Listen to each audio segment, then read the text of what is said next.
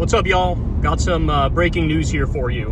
And to me, it's actually not all that surprising, but it is a huge deal because it's verified. Turns out that Israel has been arming and funding ISIS jihadists for the purpose of messing with Hamas in the sense that these people fight Hamas, but also purposefully stealing the aid that's supposed to go to Palestinians in Gaza. Yeah. So Netanyahu has basically admitted to this at this point. Haaretz had a big report about it, but they've been arming this this clan in Gaza, the leader of which is a criminal who's known as sort of like well-connected, whatever, within Gaza, and he's been in and out of prisons there for his activities. And they have affiliated themselves with like Salafi terrorists, such as ISIS. Yeah, so he was a warlord and he was involved in drug dealing. And then they create this group.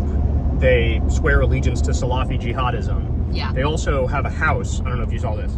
They have a house that's like right on the border with Israel near Gaza. And they like operate out of there. Yeah, and so the way that this surfaced is the former defense minister, Avigdor Lieberman, he accused Netanyahu of funding and supporting and arming these ISIS-linked militants. And the Netanyahu people, like Netanyahu is basically not denying it and saying, well, we're doing whatever we can to defeat Hamas. So here are some of the details from Mohammed Shahada. He says, Yasser Abu Shabab, Israel's warlord in Gaza, is a 30-year-old criminal, was imprisoned until October 7th on charges of possessing large quantities of narcotics, I learned from multiple sources. Now expanded his activities from Rafah to Khan Yunis, where he's staying in a villa belonging to Yasser Abu Jargun, surrounded by 40 to 50 armed men close to Israel's borders, the sources added.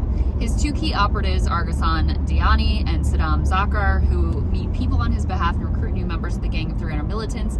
Gang is currently doing 5 things. 1. Loot UN aid under IDF protection, hoard it in warehouses, and sell some on the black market. So every time an IDF propagandist says like, oh, Hamas is stealing the aid, it's really these people. What they really mean is the Israeli government is paying Salafi jihadist ISIS members to steal the aid, and then they pretend that's Hamas doing it. Yes.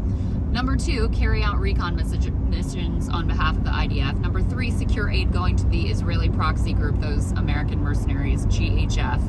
4, establish concentration camps on behalf of the IDF in eastern Rafah and use looted food to lure people there. And 5, establish a puppet security force that the IDF puts in charge of areas they had depopulated to be their proxy militia against Hamas. Yasser's gang runs 2 Facebook pages to rebrand themselves as a, quote, national force.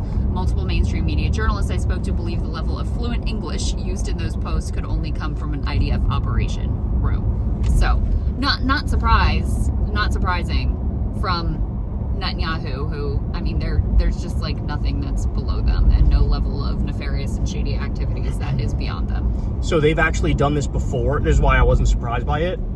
They've worked with ISIS before to fight in Syria, specifically against both the Syrian government and Hezbollah. So for them, they have this enemy of my enemy is my friend type approach where they're willing to like ally themselves with Sunni jihadists to go up against, you know, the Shias or the Alawites, and because they view Iran as the biggest threat. Iran is Shia, right? And then they have Hezbollah and Hamas are allies of Iran, and it used to be the Syrian government as well until Assad fell.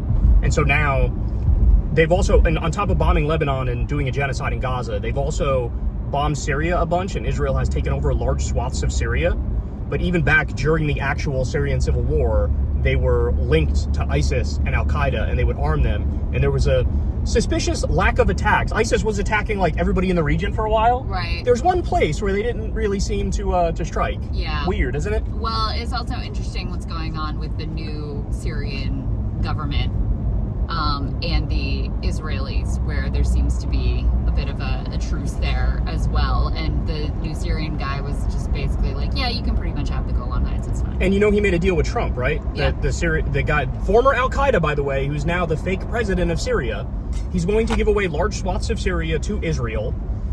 He cut a deal with Trump, basically saying like, hey, the same thing, how you're stealing 50% of all of Ukraine's natural resources, do that to us as long as you're fine with me being president. And then on top of that, there's already allegations of the new Syrian government, led by this former Al-Qaeda guy, already doing basically massive attacks against minority populations in Syria. So That's great. that's why it wasn't surprising to me, because Israel has a history of working with ISIS and Al-Qaeda, just as the U.S. does too, by the way. I mean, going all the way back to when Ronald Reagan funded the Mujahideen because they were fighting against the Soviet Union, right? But now it's basically verified, where former Israeli defense minister says it, and then Netanyahu is effectively forced to admit it. But of course, nobody in the media will like connect the dots and be like, well, hold on. Aren't we told that ISIS and Al-Qaeda and jihadists, they're like the mortal enemy of the civilized world, Right. the Western world, because they want to set up a global caliphate? Right. And these are they're the ones who actually do terrorism. It's not Iran, it's not the Shias that do terrorism, it's the Sunni fundamentalists who do the terrorism. So, hey, isn't it like you're funding the worst people in the world right now? The people that like did 9/11, have done massive other terror attacks. But of course, nobody's going to connect the dots. And it just goes to show you, what's the primary goal of Israel? It's to completely annihilate and exterminate every Palestinian in Gaza, take over Gaza, occupy it, do mission creep in the exact same thing in the West Bank.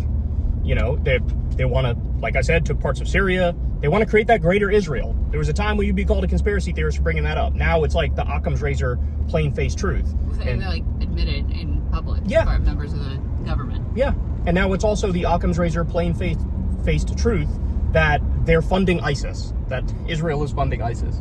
Yeah. So, incredible. Absolutely incredible. They don't even deny it.